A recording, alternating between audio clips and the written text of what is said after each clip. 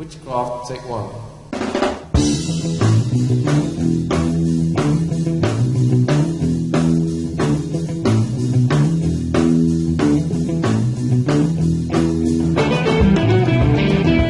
Salve, salve galera do Central HQs, bem-vindos a mais um vídeo aqui do canal. Eu me chamo Fernando e nós vamos acompanhar a resenha de dois materiais que eu separei para vocês. O primeiro deles é Tocha Humana, publicação da editora Salge da coleção de capa vermelha. Olha só essa capa muito legal, by Alex Ross. Você pode ver que colocaram aqui, ó, Jim Hammond, né? Que seria o Tocha Humana original. Para quem não sabe, o Tocha Humana Johnny Storm do Quarteto Fantástico não é o Tocha Humana original. Ele surgiu na década de 60, enquanto esse personagem aqui surgiu na década de 40 e fez parte do grupo Os Invasores.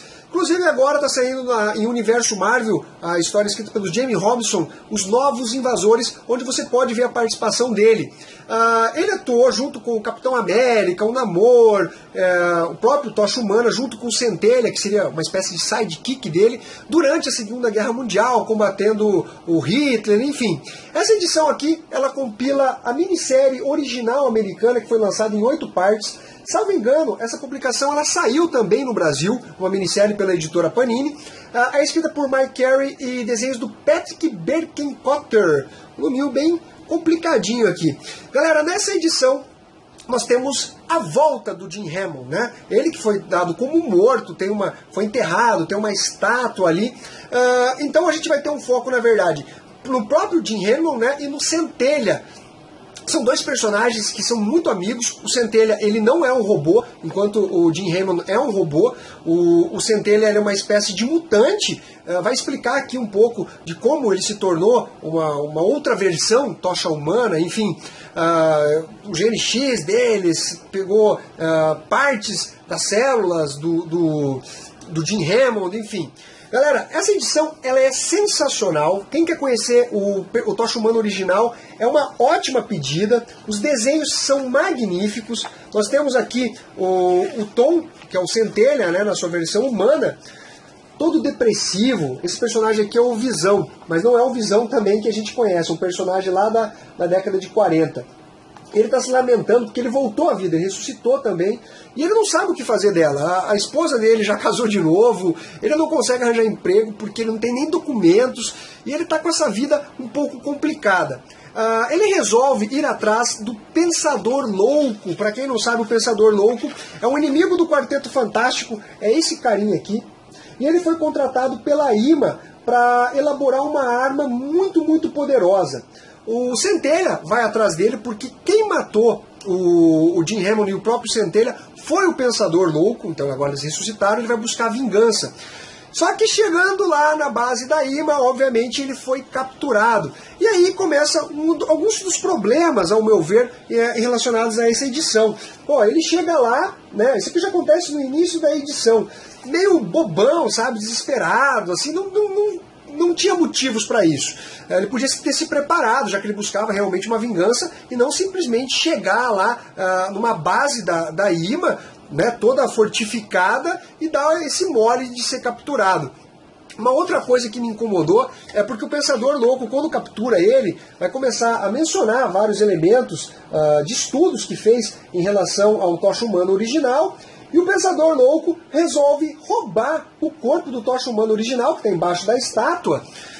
E esse talvez seja o segundo ponto que me incomode, né? Porque, pô, estamos falando do Tocha Humana original, que tem, ainda que seja um robô criado na década de 40, ele é muito avançado, atrair vilões e tal, não tinha nenhuma segurança, mesmo depois de sequestrado esse corpo aí, enfim, não chamou a atenção do Capitão América, do Namor, que são amigos, tipo, já roubaram o corpo lá e ninguém se deu conta, né? Ficou um pouquinho besta essa parte. Na verdade, são as duas únicas coisas que me incomodaram.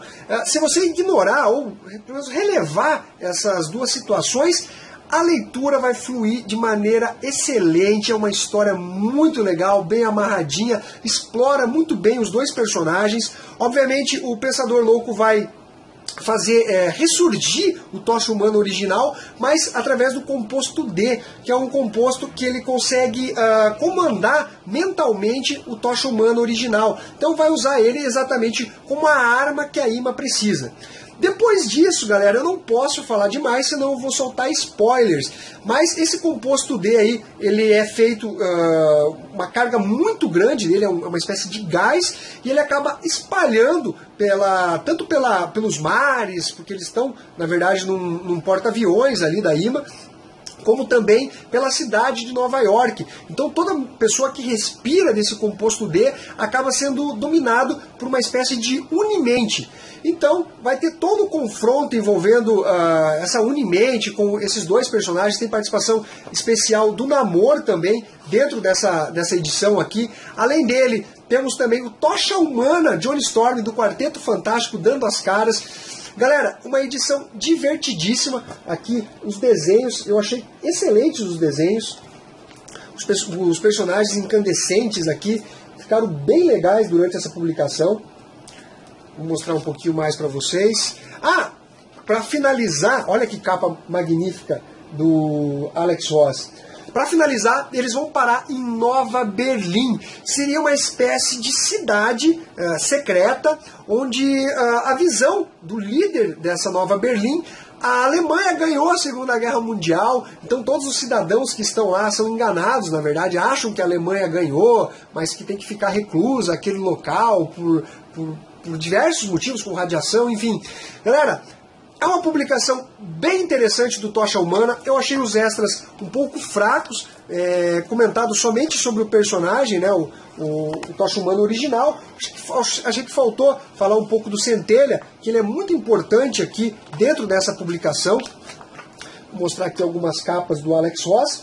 Que nota que eu dou para esse material aqui? Eu dou uma nota 8,5. Fica a dica então desse material. Eu diria que é uma das melhores publicações que saiu até agora da coleção de capa vermelha. A coleção de capa vermelha é bem mais ou menos. Obviamente tem o Homem de Ferro do Matt Fraction, que é bacana e tal, mas geralmente tem histórias bem fracas ali.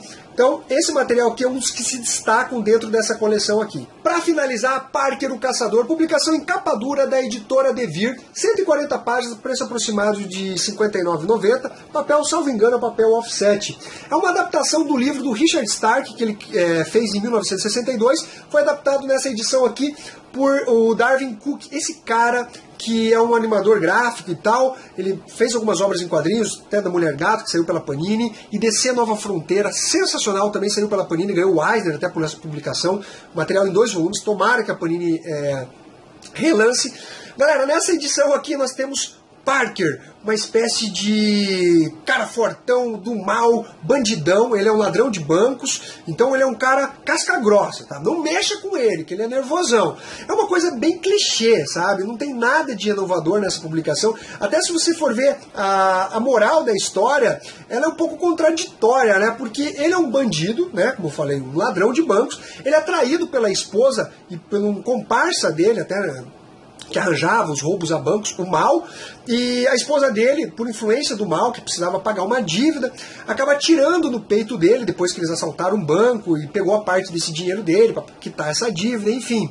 E ele não morre, então ele volta para Nova York em busca de vingança. E é aquela coisa meio clichê, né? Ele vai começar a caçar primeiro os capangas, os soldadinhos, até chegar no chefão, fazendo chantagens, nada para ele. É aquela coisa meio que a gente já viu, mas ao mesmo tempo é interessante porque ela é muito bem escrita e tem os desenhos sensacionais do Darwin Cook. O cara desenha muito.